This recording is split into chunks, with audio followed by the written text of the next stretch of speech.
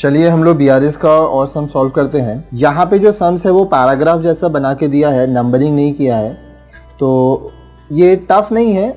आप एक एक सेंटेंस को एक एक बार पढ़ते जाइए और वो आपका एक एक ट्रांजैक्शन होता जाएगा। Prepare a bank reconciliation statement from the following particulars on 31 December 2006।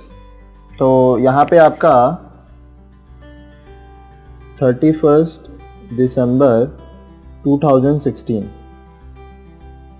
31 December 2016, ठीक है। अब इसमें आपको देखना क्या है कि जो कंपनी है उसका नाम नहीं दिया तो आप यहाँ पे डैश कर दीजिए, ठीक है।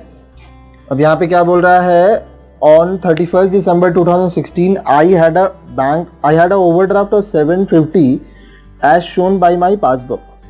तो आपका पासबुक का बैलेंस दिया हुआ है,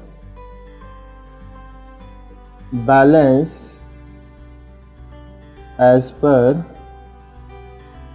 पासबुक। अब पासबुक आपको ओवरड्राफ्ट बैलेंस दिखा रहा है कितना का, 750 रुपये। तो आपका ये नेगेटिव साइड में 750 चलेगा, ठीक है। अब आप नेक्स्ट देखेंगे, इसमें बोल रहा है तो आपको कैश बुक का बैलेंस निकालना है तो कैश बुकिंग कर दीजिए। अब समझिए, I had issued a checks amounting 250 of which 200 worth only seem to be have presented for payment। अब हम लोग इसको यहाँ पे पहला लिखते हैं, आप 250 का चेक दिए हो, माइनस किए क्योंकि आप इशू किए, लेकिन बैंक में सिर्फ 200 तक का ही पहुंचा। ये हमारा ट्रांजैक्शन हुआ। तो ट्रांजैक्शन क्या है, आप 250 का चेक दिए, बैंक में सिर्फ 200 तक पहुंचा। किंग हमारा ये है, इसीलिए इसको और माइनस करना पड़ेगा 50। तो इससे क्या होगा, ये बैलेंस हमारा मिल गया, तो नेट सम्स में ये माइनस साइड में जाएगा, ठीक है। अब आइए आगे का सेंटेंस पढ़िए। Cheques amounting to ₹100 had been paid in by me on 30th December, but of these 75 were credited in the passbook। आप क्या किए, देखिए ये बैंक का क्रेडिट है जो कि प्लस होता है। आप बैंक में पैसा डाले, कितना डाले, आपका प्लस में 100 रुपये, लेकिन बैंक क्या किया, but of these only 75 were credited. तो बैंक सिर्फ 75 रुपया बढ़ाया, ठीक है। अब इस केस में आप देखिए, ये आपका ट्रांजैक्शन आप बैठा दिए, यहाँ पे किंग आपका कैशबुक है तो इसको और 25 रुपया बढ़ाना पड़ेगा ताकि ये 100 और ये 100 मिल जाए। तो नेट सम्स में ये 25 इस साइड जाएगा। अब आगे पढ़िए। I also find that a cheque of ₹10 which I had debited to bank account in my books has been omitted by the bank. अब देखिए यहाँ पे समझिए, I also find that a cheque of 10 which I had debited to bank account.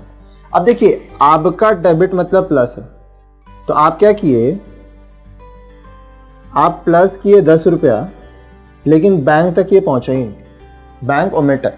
लिखा है I also find that a cheque of for ₹10 which I had debited to bank account in my books had been omitted to be bank.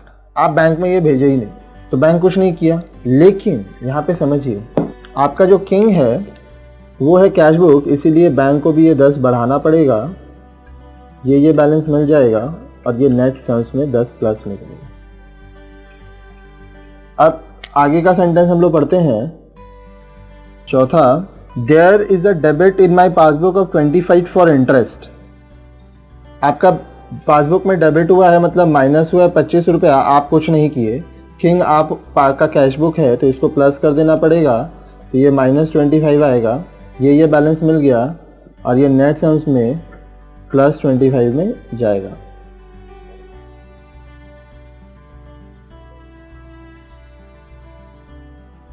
यहाँ पे आपका -25 bank कर दिया, आप कुछ नहीं किए थे, प्लस कर दिया, कट के 0 हो गया, दोनों बैलेंस मिल गया, नेट सम्स में ये प्लस साइड में जाएगा।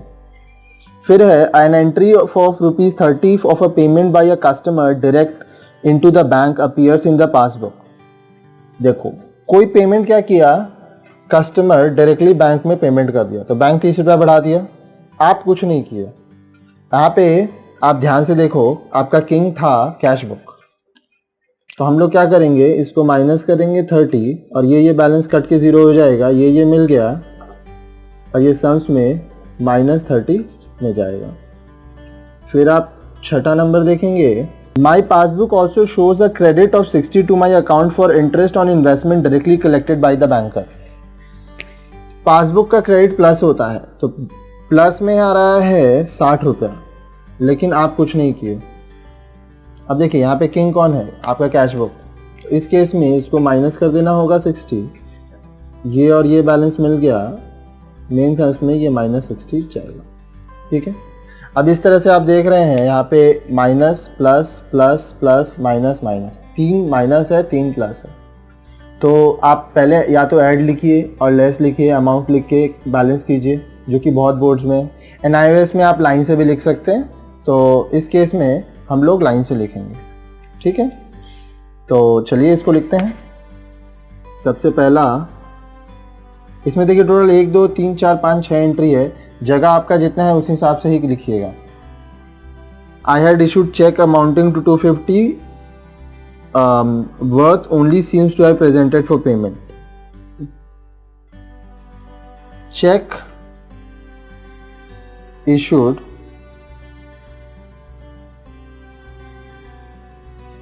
but not full, यहाँ पे चेक्स हो जाएगा, presented for payment। आपका ये माइनस साइड में जाएगा 50 रुपीज़। सेकेंड आप लिखिए, ये देखिए प्लस साइड में 75 है, इसमें है cheque amounting 100 had been paid by me in the on December 30th but of this only 75 were credited in the passbook. यहाँ पे है cheques paid but not fully credited by the bank. ये आपका +25 side में चला जाएगा। Third number, I also find that a check of 10 which I had debited to bank account in my books has been omitted to bank. Checks debited in cash book not sent to bank. ठीक है, ये आपका 10 रुपया यहाँ पे आ जाएगा। अगर आप शॉर्टकट में नहीं लिख पा रहे हैं तो आप पूरा का पूरा क्वेश्चन उतार दीजिए सेंटेंस, तो वो भी आपका गलत नहीं होगा।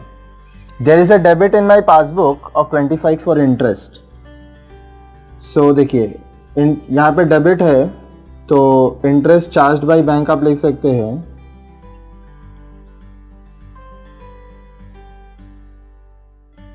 और ये आपका चौथा, यहाँ पे आप देख रहे हैं 25 रुपया का जो है वो प्लस साइड में जाएगा, तो ये इधर आ जाएगा। पांचवा, an entry of ₹30 of a payment by a customer directly into the bank appears in the passbook. So direct payment by